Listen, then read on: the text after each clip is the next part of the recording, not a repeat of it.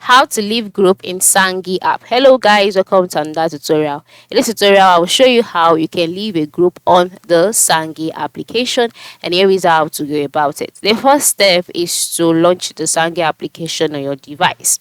Now, after launching the Zangi application, you will be brought to the page. It can be brought to your course page or to your chat page, anyone. And then by the top part of the screen, you can see some options, right? You can see the lock option, you can see the search option.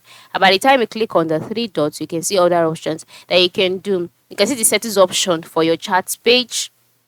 All right, so you include chats, background, show quick chat, all of that. And then you can also see the option delete all for you to delete all of your chats. So once you can see this, the next thing to do for you to leave a group is to navigate to where the group is located. You would see your group and as well as your personal chat on this page. And the reason my own page is empty is because I have not joined any group or created any group, and I have not added any chat to my Zangi application. As for you, you would see all of your groups here and then your chats and all of that. So navigate to the group that you would like to leave. After clicking on the group and opening up the group, go to the top part of the screen and then click on the group info, the group name. Sorry. After clicking on the group name, you'll be taken to the group info page. So once you're on the group info page, scroll down and then select leave group. And then just like that, you'll be asked if you're sure that you want to leave the group.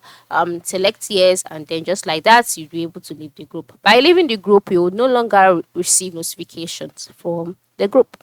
So it's very simple actually. Ensure you leave that disturbing group today. Thank you.